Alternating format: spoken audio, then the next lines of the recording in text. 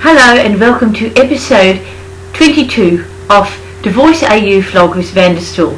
Wow, episode 22. I can't believe you're still watching, and I'm still watching, and we're all still watching everything. Unfortunately, I was unable to watch live on episode 22 because, of course, I was doing my course, Female Genitalia and its relationship to the music of Rodgers and Hammerstein. We also nearly finished that course. Next week is our final as well.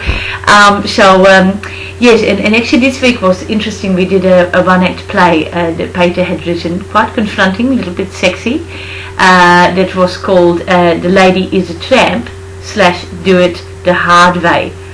So that was quite good. Yes, it was pretty confronting, some of it. Leslie really went for it this week. You don't know her, but she's a lesbian, and yeah, she was really out there, so she went for it. Anyway, and then Peter, stupid Peter, he then just used up all of the data that we had on the internet, because the Tonys was coming up next week, and he wanted to catch up with all the musicals and things like that. So he illegally downloaded all the musicals, and he and his theatre ladies and him had a big musical weekend watching things. So I couldn't put my vlog on the internet because I didn't have any internet points. So that is why this is going up so late. So anyway, we've got 2 weeks to go on The Voice. So this week, Team Seal, I'm going to go through pretty quickly what happened. Harrison Craig, he went straight through with the audience votes, of course, because he's young and good looking. Seal had to pick then between Alex Gibson from Canberra, lovely Alex, and Mitchell Anderson, the great guy with the crazy hair, the older guy. And amazingly, he chose Mitchell, which I really didn't suspect. I thought he was going to go for Alex Gibson, but he didn't, and Alex went home. So you know, it seems that pitch really does matter after all. However, I have to say it really wasn't fair, because that was a terrible song that Seal chose for Alex last week, and that's why he didn't connect to it, and he couldn't sing it very well. And I hate when they do that. It's like they want you to get out, so that they choose a really crappy song for you, and then, you know. And he was really one of my favourites, so Alex, I was very sad to see you go this week. Joel had Danny Ross, the magician guy. He went straight through from the audience votes, and then Joel had to pick between Kayomi and Michael Stengel, and he got Kayomi through. So Michael Stengel left, and look, you know, he was so lovely. He's so lovely, Michael. He just, I don't think he ever expected to get that far, really, you know. So it was lovely. Delta then the audience voted for Celia Pavey, so she got straight through, so that was fantastic. And then she had the horrific choice of going to choose between Steve Clisby, the older black man, and Jackie Sanya, who's 18 and unbelievable. And she picked Steve, and I could not believe it. I was floored, you know. She said that she picked him because he has unfinished business on the stage. And I was devastated, and I really felt, Delta, it was like a little bit like Sophie's Choice, that movie, you know. I think that you made the wrong decision, because, you know, Delta, you know, in Sophie's Choice, she picked the child that she thought had the best chance of getting through, you know, getting through the death camps. And you know, Steve is old, you know, Jackie is very young, and I think going with the old model was a very strange choice, and I'm very, very sad about Jackie going home. I mean, I love Steve Clisby, he's amazing, but it was a hard choice. Anyway, Ricky's team voted through Luke Kennedy with the audience, and then Ricky had to pick between Simon and Miss Murphy, and he chose Miss Murphy because he loves her. You know, he's a gay, and she would be like Judy Garland to him, I think. And Simon Melly had to go home, so that was sad too. The little dancer, he was great. So from now on, the audience decides who's going to stay, not the judges anymore. So then we had Harrison, and he did the first song. He sang so flat in the rehearsal. I mean, I've got it here, and I'm going to play some of this stuff for you, because it really, you know, everybody loves Harrison, and I love him too. He is a lovely boy. He's 18, he's got a lovely tone, but, you know, the voice, you got to be able to sing in tune. And have a listen to this here.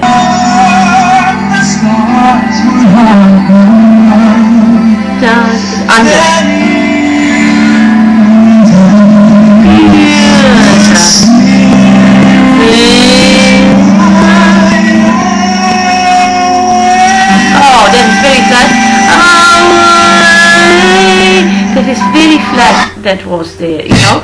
And so that is very, yeah, it's not the best, you know, is it? It's not the best. Anyway, I think when he sang on, I've got very good ears for music, and I think that when he then sang on the actual show, they had the auto-tune on. They can do that nowadays. They have a special thing. I looked at it on the interweb. They can have an auto-tune that tunes it automatically as you're singing, and I think they did that with Harrison because it sounded a little bit robotic at certain times. Not fair, guys, you know, not fair. And so, anyway, Joel said, and I love Joel because he always really tells the truth. Joel said, wasn't your best song of the season? Then Seal said, it was the best performance of the season, but he went on to say, and the reason that he said that is because he agrees with Joel. Well, no, he doesn't. He said it was not the best one, and then he went on to say, in that, it wasn't the best we've heard you, but it was the best performance you've done. That's just confusing. And then, when he had a private moment with Harrison, he said, that's the best you've sung yet. Now, that is just simply not true. You know, it's not true. Look, Harrison, I love you. I don't want to be mean or anything because you're a lovely boy. But if you were in a Stedford, I would give you the first prize. You're fantastic. But the Voice of Australia, darling, you're not yet. You know, not yet. And that is the important word. Yet. Okay? So, Miss Murphy. Now, this was also just stupid. Miss Murphy got a song called You Really Got a Hold on Me. And Ricky gave her that song. And she said it made her angry because it was the theme of it made her angry. I've taped their conversation just to give you an idea of what was going on there. So here we go. This is Miss Murphy. Yes, there's a lot of injustice in this song. I don't like that. It makes me angry. Okay, I cannot tell that she's angry from that. There's a lot of injustice in this song. I don't like it. It makes me angry. I mean, Miss Murphy, you've got to put a little bit of energy into your talking and just generally into your life, okay? Because it's quite boring. Okay, so she said that she's apparently angry, even though it just sounded pretty bored. And then Ricky had a big sort of social worker moment. It is the darkest moment. The power that Miss Murphy has tonight is hopefully open someone's eyes who's living in a destructive relationship. With these kind of songs, you really have to hurt.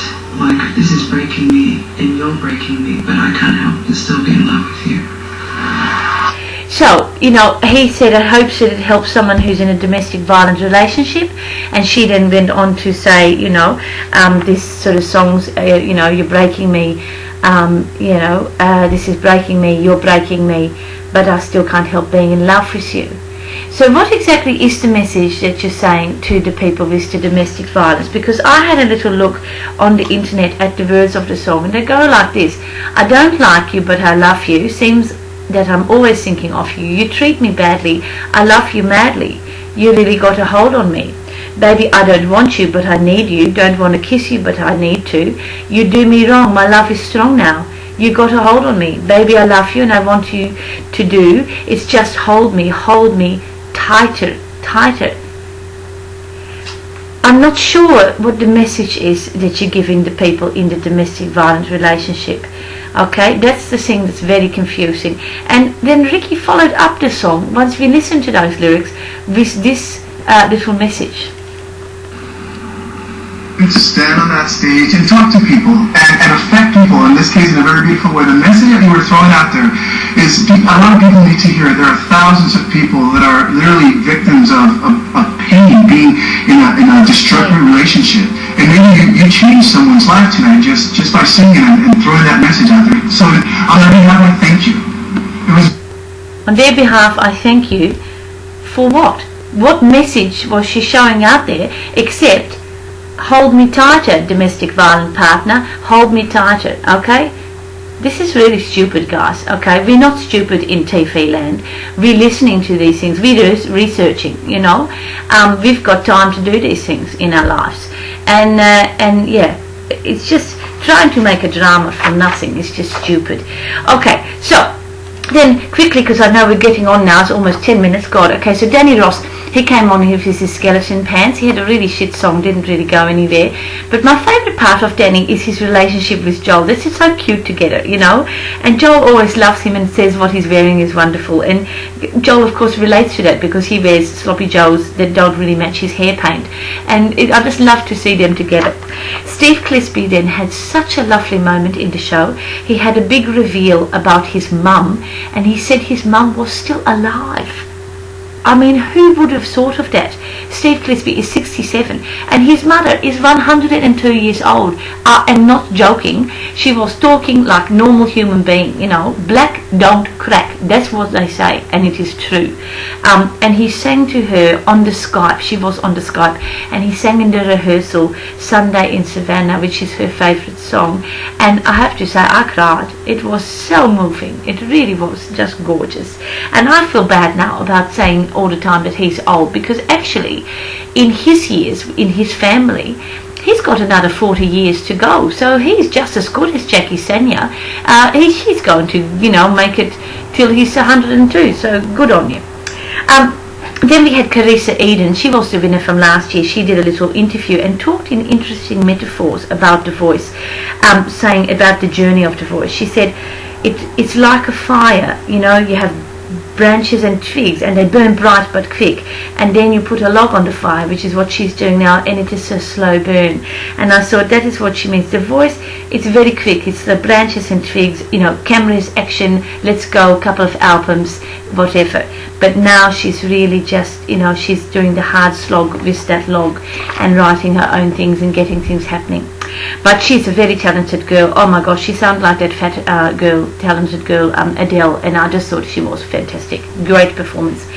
Kayomi Fella, I mean, Kayomi Fella, it always looks like she gets $10,000 for her production numbers and everybody gets $175, everyone else. I mean, she just looks spectacular. What a number. It was fantastic. And Kayomi, if you don't make it, go to Japan because they will love you there. Mitchell Anderson, Seal said he wanted people to see Mitchell in his natural state, which is joy. And Seal, it was one of the loveliest things he said because Mitchell's performance was pure joy. And then we had Luke Kennedy, so versatile. He used his daughter as the inspiration to sing a Stevie Wonder song.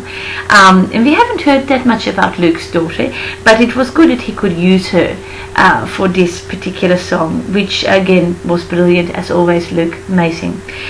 And we finished off with Celia Payfey, and she sang Will You Still Love Me Tomorrow. And you know, Seal, he said that he would like to see some diversity in what she did, but Delta said I would like to respectfully disagree with the Seal, and they had a little fight about it, because she said, and it was, I know I give Delta sometimes a bit of a hard time because I don't like a lot of what she does, but Delta, tonight you were spectacular. You said about Celia, you have your own laneway as an artist, and I could not agree more. Celia Payfey is the voice.